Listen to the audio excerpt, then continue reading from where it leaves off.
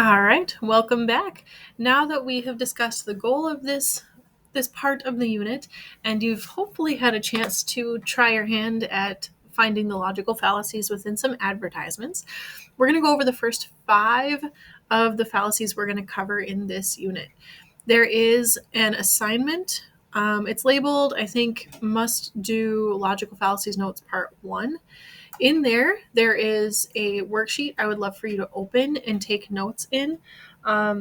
You're welcome to take notes on your own if you really want to, but that will help guide you a little bit more. So pause for a second, grab those notes, and then you can start this video back up. Okay, here are the logical fallacies we're going to cover. There are actually 10 because I cut one of these out. But in this first video, we're going to cover ad hominem, ad populum, circular reasoning, false analogy, and hasty generalizations. All right, ad hominem is our first one. An ad hominem attack is an attack on the person or the character of the person instead of their arguments. In Latin, ad hominem means against the man. Here's what it can look like. If person A makes a claim and person B then, instead of responding to the claim, they attacks person A's character or something else they've done, and then they're trying to make it look like, therefore, A's claim is not true or not significant. For example, and I didn't write this one, so sorry if this is a good player. I don't even know who it is. Michael Vick is not a good football player, semicolon. He is a criminal who is cruel to animals. That is an ad hominem attack because they're not actually saying anything about his ability to play football. Instead, they're attacking his character or something else in his life to make him look bad in order to discredit him, right?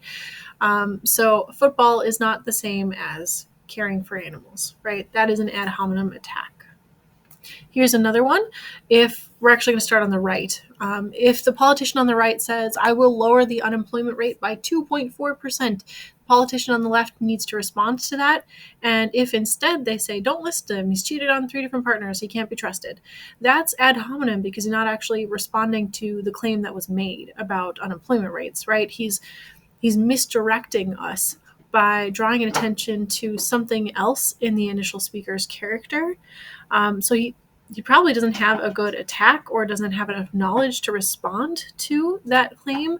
Instead, he's misleading us, misdirecting us, and focusing on attacking something else about the guy's character instead.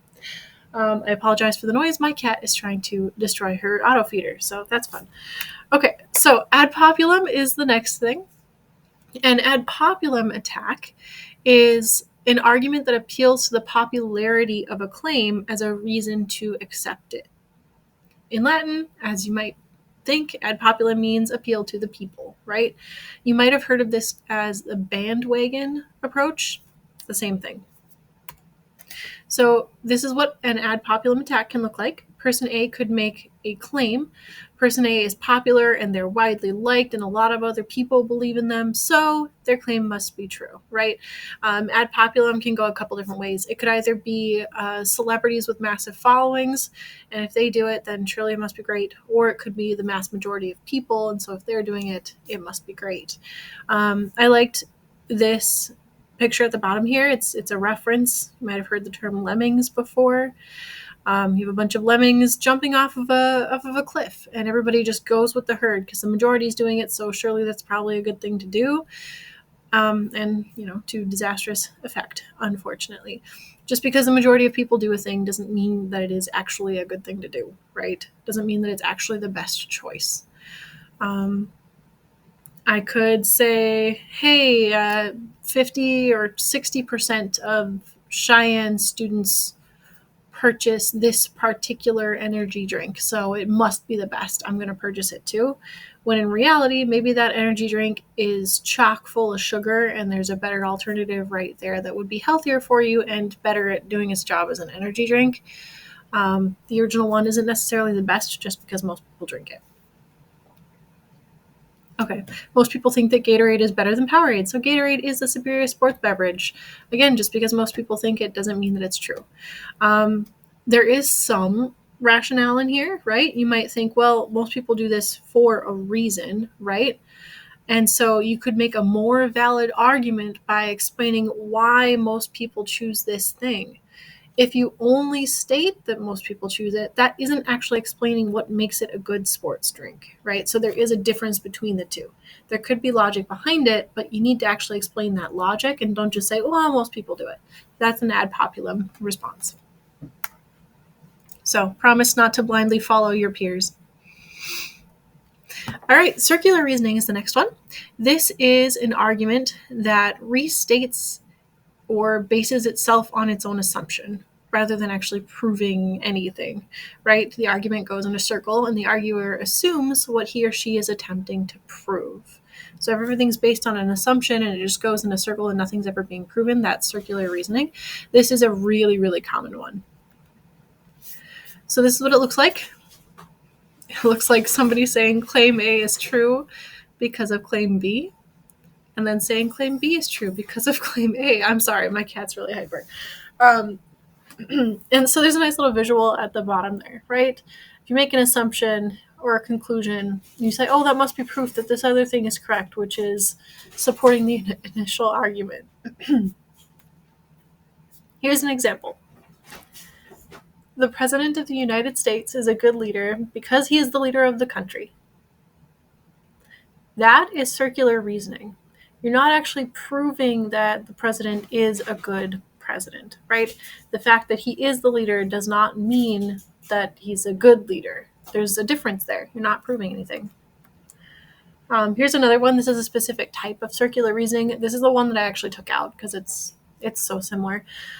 Begging the question is when a premise in an argument assumes the conclusion to be correct. In other words, if somebody said, I'm just going to read this, I said, I'm always right. Because I said it, it must be right. Conclusion, I'm always right. They're assuming that the first thing is true and that it supports their second assumption. I apologize if this is a little blurry, but I thought it was a good example, so I'll just read it out. And we know mass creates gravity because dense planets have more gravity. Response, how do we know which planets are more dense?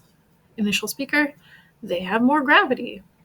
Response, that's circular reasoning. Initial speaker, I prefer to think of it as having no loose ends.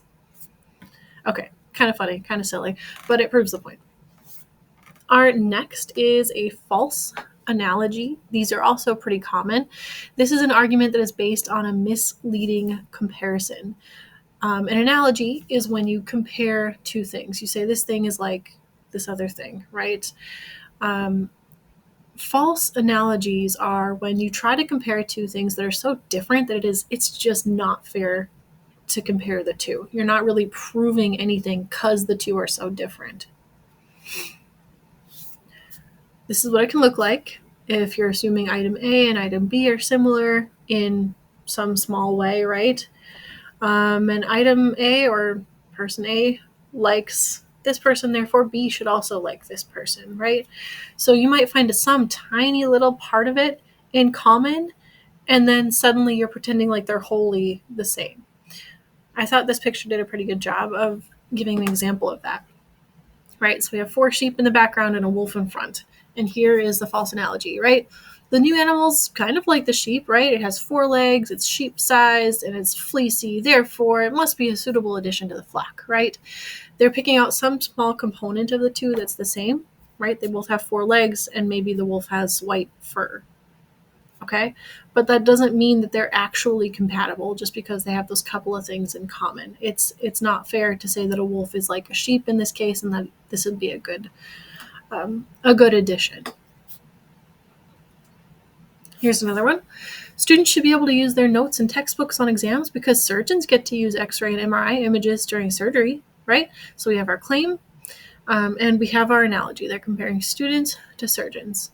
Cool. I mean, they're all people, right? And they're all testing themselves in some way. Those things are true. But you have to stop and think here. This analogy doesn't work. Students and surgeons are taking 2 very different tests in this case, right?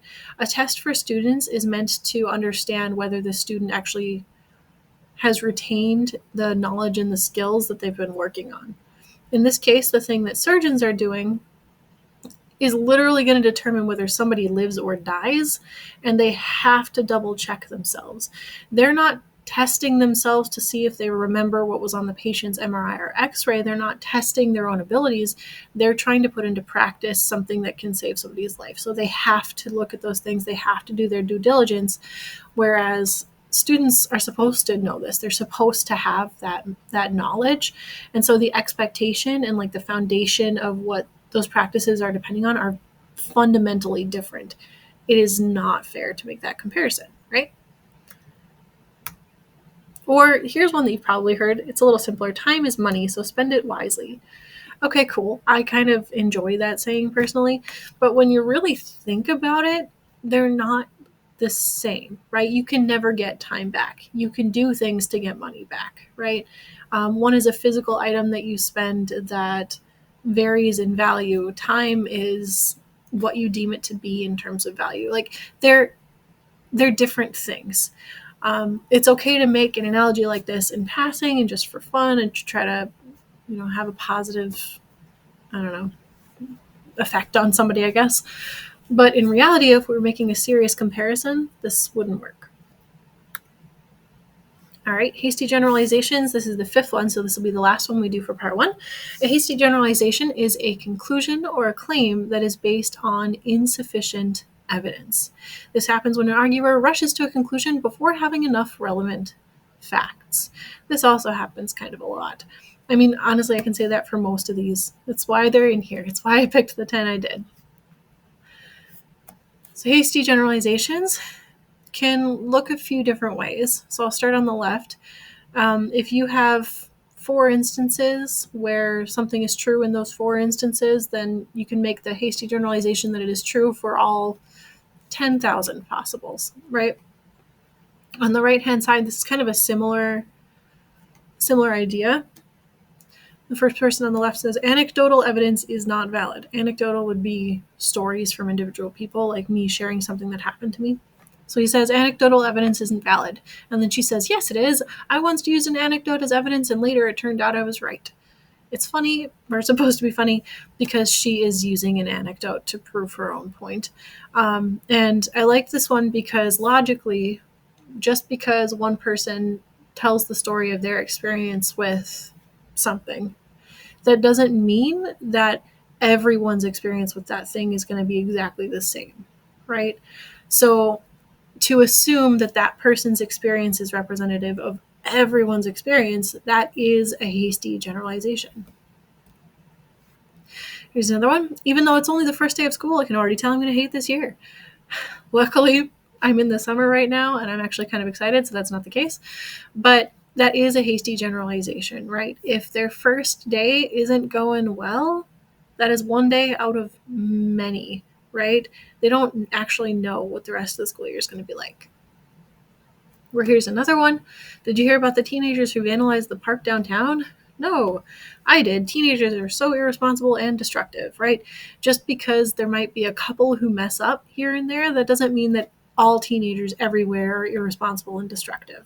I thought that was probably the clearest example of a hasty generalization. All right, so we're going to stop with that one. Please go back through your notes. Make sure that you really understand all of them. And if there's any one where you're like, I'm not really sure if I get this, remember you can ask a classmate or two to help just walk through and explain it. You can go online to look up other examples, or you can always come talk to me. I'd be happy to explain it. I know some of these are a little confusing.